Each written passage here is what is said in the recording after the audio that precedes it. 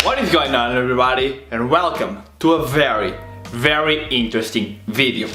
Here I have my last blood tests before going vegan, a couple of years, like 2 years before going vegan, and in here I have my blood test that I just got done 3 years after going vegan. So today we are going to compare the results of this one with this one and see if my whole foods plant-based vegan diet made me deficient in anything. I think this will be super interesting because I was a very healthy omnivore back then. I was probably the healthiest person that I knew. I'm gonna give you a little bit of a background. It was 2013, I was 17 years old, I followed the traditional bodybuilding diet, I had zero fried food, zero candy and sweets, and pretty much zero processed foods. I ate 3 to 5 pieces of fruit a day, I ate 100 to 200 grams of vegetables twice a day, I ate around 400 to 500 grams of meat per day, plus 2 eggs and whey protein. I ate fish 3 to 4 times a week. My main source of fat was olive oil, 1 to 2 tablespoons a day. I supplemented with omega-3 from fish oil, 2 grams a day, and I used to eat legumes about once or twice a week. I also worked out 6 times a week, plus 2 cardio sessions at the minimum. I was super incredibly active. Now let's take a look at my lifestyle. Now I'm 22 years old, I follow a whole foods plant-based diet, zero fried foods, zero canning, and almost zero processed foods. I eat around 4 to 7 fruits a day, 200 to 300 grams of vegetables twice a day, 400 to 600 grams of legumes like beans every day, zero oils including zero olive oil, and my main sources of fat are flax seeds, walnuts, sunflower seeds, and peanuts and peanut butter. And I also work out 6 times a week with absolutely no cardio. I pretty much live a sedentary life right now. The only thing that I do is work out, and then I'm always sitting down, writing videos, reading, researching, studying, all of that. So yeah, I am a very sedentary person. So who will have the best markers? The 17-year-old me who thinks he was super healthy, or me now with a whole foods plant-based diet? So I'm not gonna look at every single value, I'm just gonna look at 5 or 6, the one that people actually point out to the vegan diet. So the first thing that we need to check is my protein levels. This should be interesting. So back then I used to eat around 200 grams of protein a day or even more, and I only weighed about 65 kilos or something like that. Now I weigh 73 and I'm pretty shredded, but I've been up to 81 and all of that on a vegan diet. And my levels back then were 7.2. So not crazy high despite me eating tons of protein, but this was measured fasting after like 12 or 13 hours of fasting. So it's normal that my protein levels weren't that high, and that's the same for now, and that's the same for a lot of markers that I'm gonna discuss. Right now, how is my protein? My total protein is actually 6.7. Okay, so a little bit lower, 0.5 points lower, and that's pretty understandable considering that I now only eat 140 to 150 grams of protein per day, and back then I used to eat 50 grams more. And even after this blood test, even whilst I was doing the bodybuilding diet, while I learned a lot of stuff, I cut down on my protein significantly because I learned that I only needed at most 2 grams per kilo of body weight. So yeah, after this blood test I really cut down my protein even before I went vegan. Okay, next value, and this is also going to be a super interesting one. This is C-reactive protein. C-reactive protein is a marker of inflammation. If you have inflammation in your body, C-reactive protein will be super high. And as we know, inflammation is the basis for all diseases. Sometimes it's a cause, sometimes it's a symptom, but it's always there. And my C-reactive protein, back then I had a lot of joint trouble. Seriously, it was really bad. I had to do ice on my hands after every single workout because I had so much inflammation.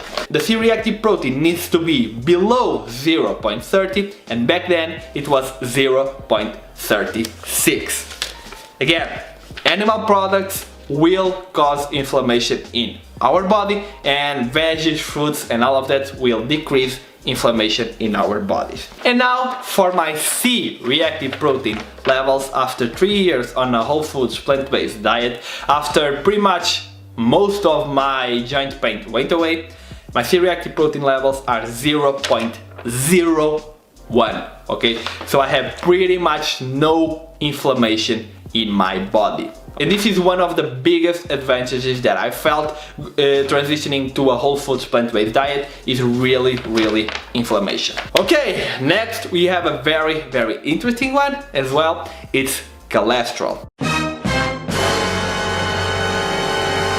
Okay, there's so much discussion on the internet about cholesterol. It's crazy. I've made an incredibly informative video about cholesterol that I'm gonna link here. You can go check it out. But there's two things that I'm gonna explain to you on this video. First of all, measuring blood fasting cholesterol levels is probably not a good marker of cholesterol, okay? And that's not me saying, as my bro Darshit Kantelal said in his book, by the way, this just came out, Eat Well, Play Better, one of the most scientific and easy to understand books that I've ever read. So if you are trying to get into plant-based nutrition, I highly recommend this. It has 1,050 references, so it's very scientific. I'm gonna link the Amazon link down below, and I make no money off it. In 2016, the European Atherosclerosis Society and European Federation of Clinical Chemistry and Laboratory Medicine stated that fasting evaluation of lipid profile does not reflect reality, as we spend most of our day in a non-fasted state. That's actually one of the ways that the egg industry fabricates studies to make them seem like eggs don't raise cholesterol. They give people eggs and then they test it 12 hours after. But if you tested 4 or 5 hours after eating the eggs, you would see a spike in cholesterol, unless people already had a super high cholesterol. But I'm gonna leave that information for the video down below.